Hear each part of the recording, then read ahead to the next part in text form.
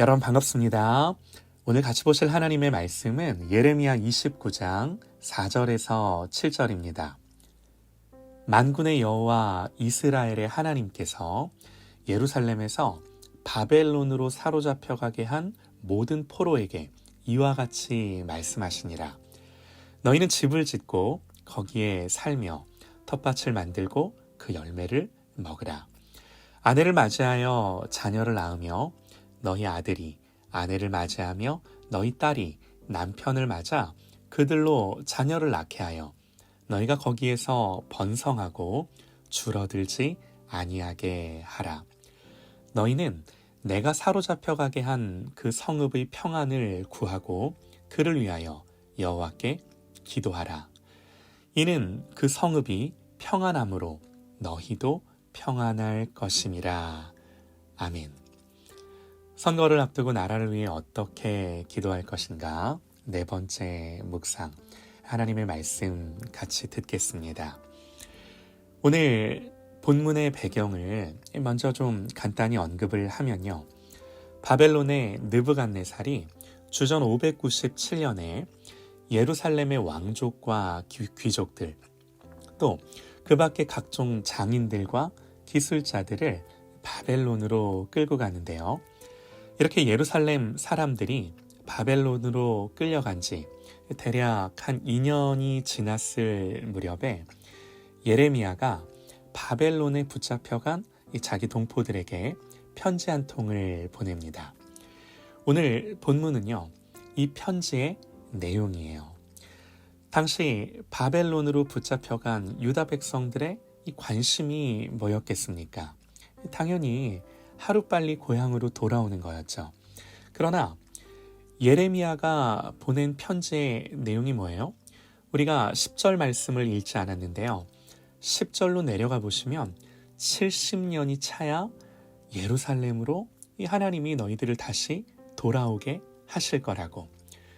그러니까 이 편지를 읽는 사람들은 그냥 여기서 늙어 죽어야 했던 거예요. 다시 말해 하나님 백성이지만 하나님이 정한 때가 될 때까지는 어쩔 수 없이 이방 나라에서 살아야 했던 거죠. 싫죠. 싫어요. 바벨론은 우상을 섬기는 나라죠. 바벨론의 생활 방식은 이스라엘과는 너무나도 달랐습니다. 오늘날 우리가 교회에서 경험하는 삶과 세상에서 경험하는 삶이 다른 것처럼요. 하나님을 인정하는 교회에서는 물론 완전하지는 않아도 그래도 함께 기도하고 말씀을 나누고 은혜를 나누고 그래도 생각과 지향이 이 말씀에 뿌리를 내리고 같은 생각 같은 마음을 하게 되고 또 그리스도 안에서 하나 된 형제요 자매요 이 가족임을 알고 잘 안 되더라도 그렇게 하려고 애를 써요. 그러나 우리가 당장 월요일에 우리의 일터에서 하나님을 인정하고 하나님을 섬기는 삶의 방식은 거기서는 인정받지 못하고 또 경우에 따라서는 조롱을 받기도 하는 거죠.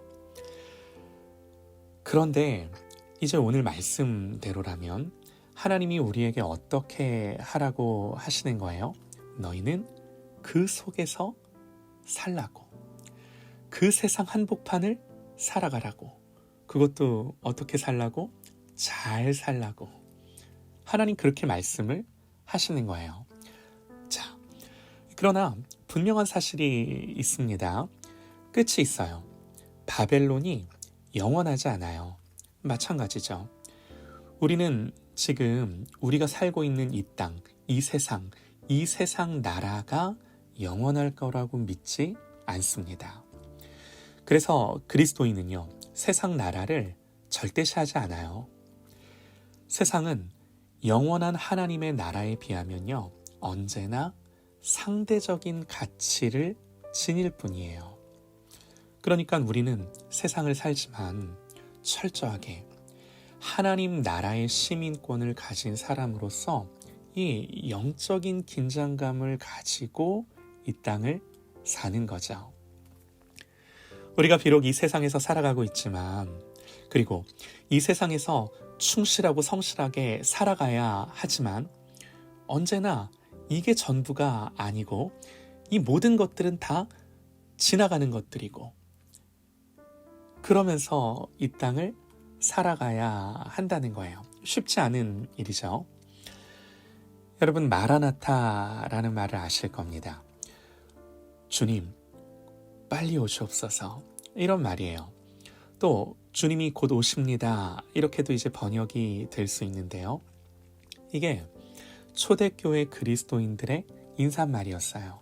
서로가 서로를 볼 때마다 예수님 곧 오십니다, 예수님 곧 오세요, 예수님 곧 오십니다, 이렇게 서로 권면하고 인사를 했던 거예요.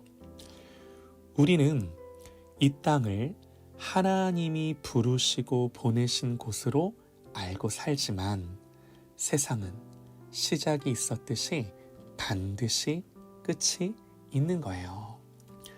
우리는요, 언제나 이 끝을 보며 마지막을 보며 이 마지막을 기다리며 사는 거죠.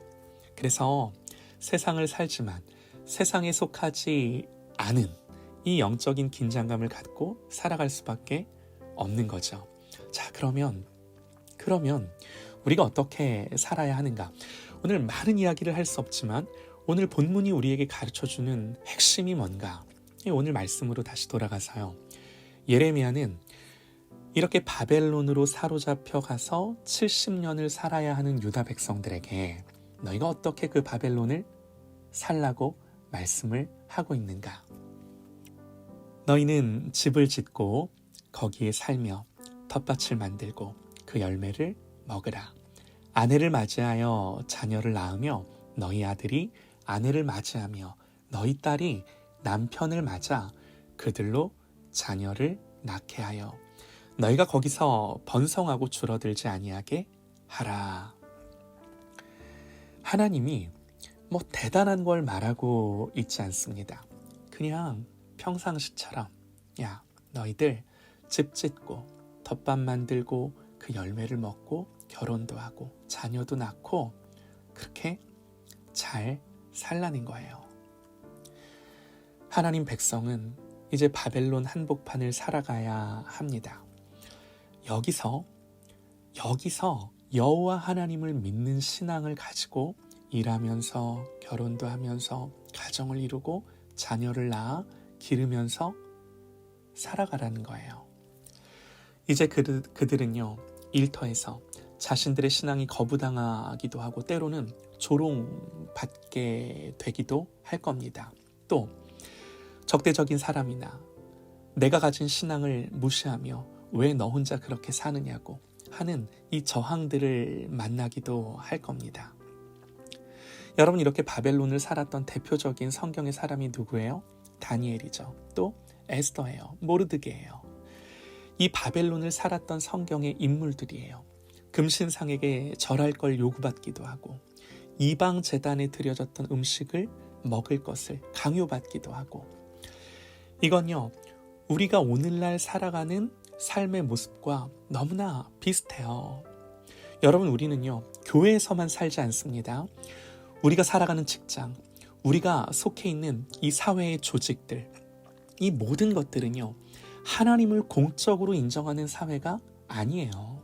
철저하게 무신론적이고 인본주의적이고 하나님에 반하는 가치와 질서가 세상의 대세이고 흐름이고 지향이고 우리는요, 그 속에 몸담고 있는 거예요. 우리가 살아가는 대한민국에서는 하나님이 금하신 동성애를 합법적으로 인정하라는 요구가 거세게 밀어닥치고 앞으로 더 그럴 거예요. 하나님이 살인이라고 여기는 낙태를 또 법적으로 허용하라고 하는 요구도 거세질 겁니다.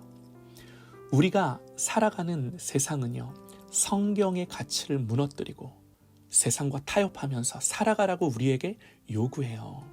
그러면서 너희의 자녀들에게도 그렇게 가르치고 그렇게 기르라고 말하는 거예요. 바벨론이에요. 그런데 하나님 뭐라고 말씀을 하세요? 너희가 거기서 살아가라고. 이상하지 않나요?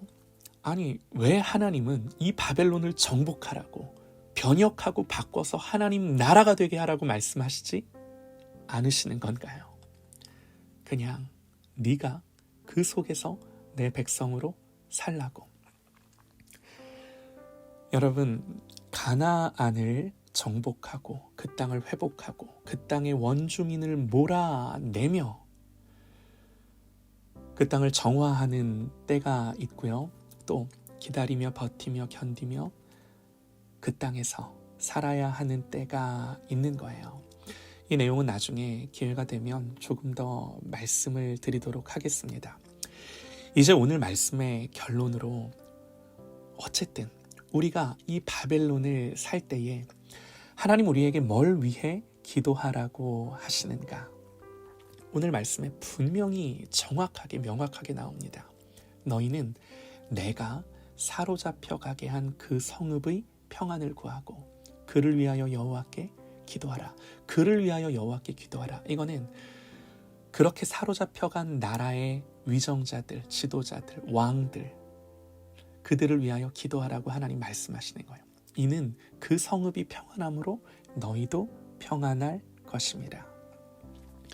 바벨론에서 하나님의 백성이 믿음으로 살아야 할 기본적인 삶의 모습은 뭐예요? 그 땅의 평화를 구하는 거예요. 우리가 세계의 시민으로서 또 더 작게는 이 대한민국의 국민으로서 이 땅을 살아가면서 여러분, 우리가 그리스도인이기 때문에 반드시 해야 하는 일이 있습니다. 그건요, 대한민국의 평화를 구하는 거예요. 정치적으로, 경제적으로, 사회적으로 이 나라가 평안하기를 구하는 거예요.